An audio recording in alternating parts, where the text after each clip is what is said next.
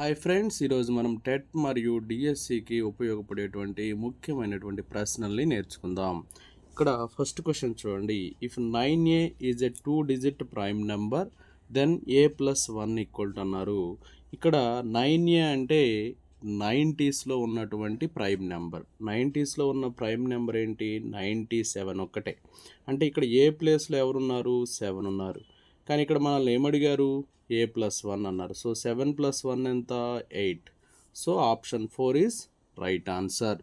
Next one, the maximum capacity of container can measure water of the 3 containers of capacity 481, 518, 555 litres in exact number of times in litres అని చెప్పి అడిగారు.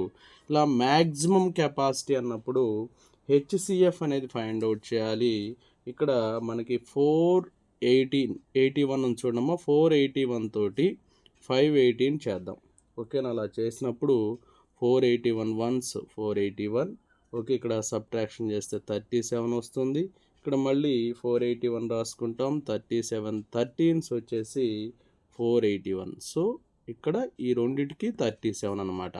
అలాగే 37 తోటి remaining number 555ని చేద్దాం.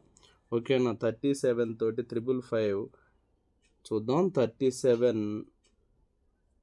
Once ఎంత? 37 14s చూడండి. 37 14s వచ్చేసి 5118 వస్తుంది. సబ్ట్రాక్షన్ చేస్తే 37, మళ్ళీ 37 ఇక్కడ రాయండి. 37 వన్స్ 37 అంటే 37తో చేసినప్పుడు 0 వస్తుంది కాబట్టి హెచ్సిఎఫ్ అనేది 37 అవుతుంది. So option 4 is the right answer. Next one, a shopkeeper buys 80 articles for 2400 rupees and sells them for a profit of 18 rupees. Selling price of 1 article is అన్నాడు. ఇక్కడ 80 ఆర్టికల్స్ని 2400 రూపాయలకి కొనటం జరిగింది. అంటే 80 ఆర్టికల్స్ వచ్చేసి 2400 అంటే 1 ఆర్టికల్ ఏమవుతుంది? 2400/80. అంటే 1 ఆర్టికల్ వచ్చేసి ఎంతమ్మా? 30 రూపీస్ అవుతుంది. 1 ఆర్టికల్ కాస్ట్ వచ్చేసి 30 రూపీస్. అంటే కాస్ట్ ప్రైస్ వచ్చేసి 30, ప్రాఫిట్ ప్రైస్ వచ్చేసి ఇక్కడ ప్రాఫిట్ పర్సంటేజ్ వచ్చేసి 18% అని ఇచ్చారు. అయితే ఇప్పుడు మనం ఎస్పి కనుక్కోవాలి. ఎస్పి అంటే సిపి ఇంటూ ఏమవుతుంది? 100 ప్లస్ ప్రాఫిట్ పర్సెంట్ అంటే 18/100. ఈ సిపి ఎంతమ్మా? 30 కదా ఇచ్చింది. 0 0 క్యాన్సిల్. 3 ఇంటూ 118/10.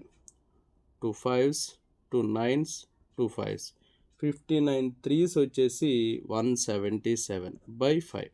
177/5 అంటే 35.4 రూపీస్ వస్తుంది.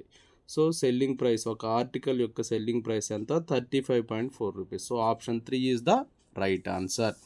Next one, if the exterior angle of a triangle is 110 degree and it's interior opposite angles. ఓకేనా? ఎంత ఇచ్చారంటే ఎక్స్ డిగ్రీ, x+10 degree అని ఇచ్చారు. ఇది ఎక్స్టీరియర్ యాంగిల్, ఇది వచ్చేసి 110 degree. అలాగే ఇంటీరియర్ వచ్చేసి ఎక్స్, ఇది వచ్చేసి x+10. ఓకేనా? ఇక్కడ మనకి exterior angle equal to sum of interior opposite angle. So x+10. So 110 - 10 equal to 2x. So 100 equal to 2x. That implies x equal to 100/2 అంటే 50 degrees వస్తుంది. So option 4 is the right answer. Next one, identify the correct statement అన్నారు.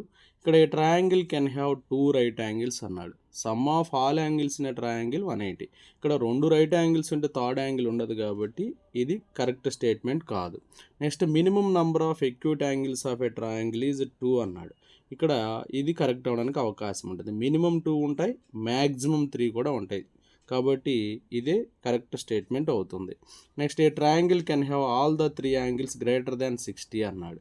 ఇప్పుడు ఒక ట్రయాంగిల్లో 3 కూడా 60 కంటే ఎక్కువ ఉండడానికి possibility ఉంది అన్నాడు. అలా ఉన్నప్పుడు 73s ఎంత? 210 degrees అయింది కాబట్టి ఇది కూడా కాదు. Maximum number of obtuse angles of a triangle is 2. ఒకటైతే ఉంటుంది కానీ 2 అయితే కష్టం కాబట్టి ఇది కూడా కాదు. So option 2 is the right answer. Next one, match the quadrilaterals with the number of independent measures needed to construct then అని చెప్పి ఇచ్చాడు. ఇక్కడ రాంబస్ అని ఇచ్చాడు. రాంబస్కి 2 కావాలి. రాంబస్కి ఎన్ని కావాలమ్మా? 2 కావాలి. అలాగే ప్యారలాగ్రామ్కి వచ్చేసి 3 మెజర్మెంట్స్ కావాలి. ట్రెపీజియానికి వచ్చేసి 4.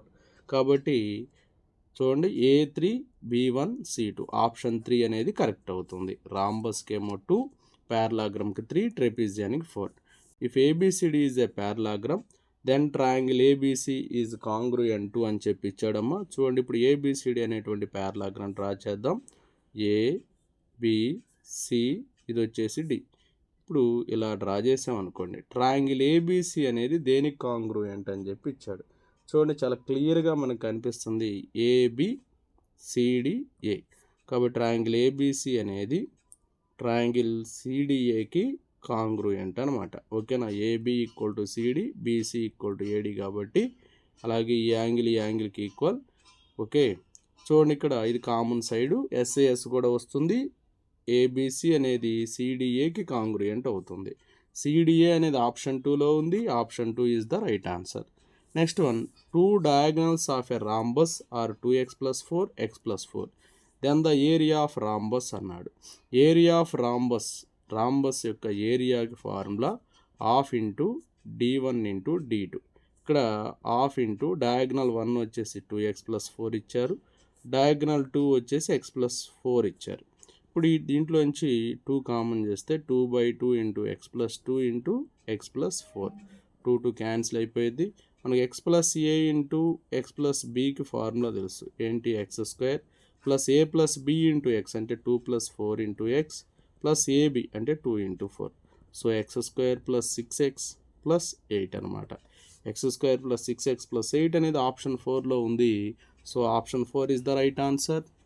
Next one, -2 whole power 2m plus 3 into -2 whole power m plus 4 by -2 whole power m minus 4 equal to -2 whole power 6 అని ఇచ్చి వాల్యూ ఆఫ్ m ఈజ్ అని చెప్పి ఇచ్చారు. మనకి ఫార్ములాస్ తెలుసు. a power m into a power n equal to a power m plus n, అలాగే a power m by a power n equal to a power m minus n. కాబట్టి ఇవన్నీ కూడా -2కి ఎక్స్పోనెంట్గా ఉన్నాయి కాబట్టి 2m ప్లస్ 3 వీటిని plus చేస్తాం, plus m plus 4, వీటిని మైనస్ చేస్తాం, -m plus 4, plus m minus m cancel అవుతుంది, equal to -2 whole power 6. -2 whole power ఇక్కడ ఏముందమ్మా? 2m ఉంది. అలాగే 3 ప్లస్ 4 ప్లస్ 4 మొత్తం ఎంత? 11 ఈక్వల్ టు -2 హోల్ పవర్ 6. ఇక్కడ బేసెస్ ఈక్వల్ కాబట్టి ఎక్స్పోనెంట్స్ కూడా ఈక్వల్ అవుతాయి. 2m plus 11 equal to 6, 2m equal to 6 minus 11, 2m equal to -5, m equal to -5/2 వస్తుంది. So option 1 is right answer.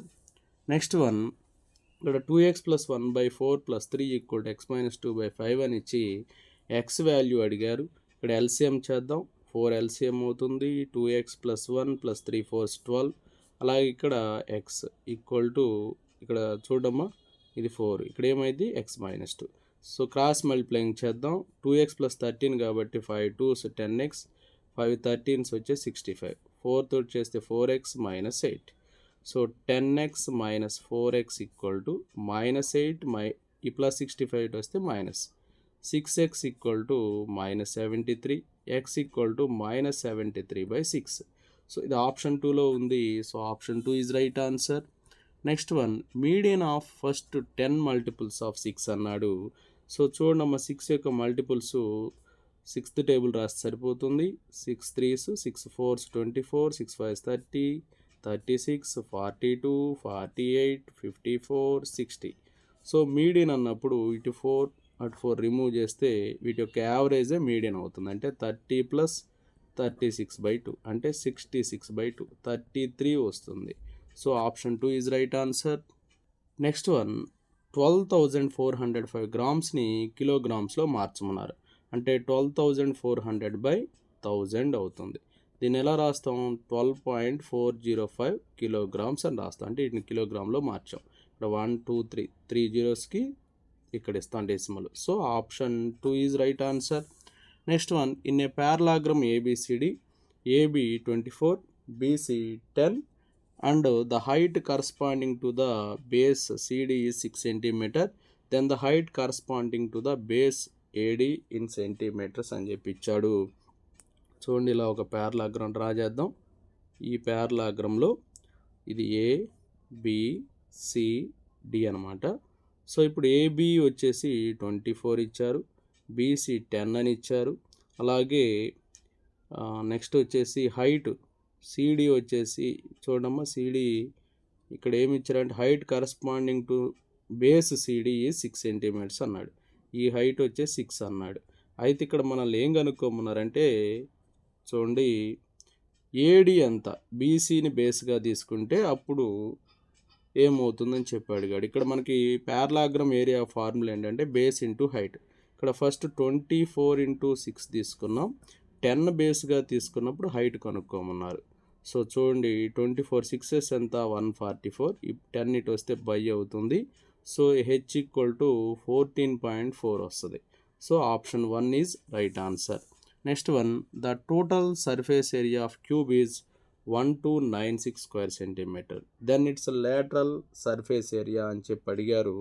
ఇక్కడ టోటల్ సర్ఫేస్ ఏరియా ఆఫ్ క్యూబ్కి formula ఏమవుతుందంటే మనం 6L square అని చెప్పి రాస్తాం. 6L స్క్వేర్ వచ్చేసి 1296, 6 1s 6 2s 6 1 6 6s అనమాట. ఎల్ స్క్వేర్ 216 అవుతుంది. అంటే ఎల్ వచ్చేసి √36 ఇంటూ 6 అంటే 6√6 వస్తుంది ఎల్ అనేది.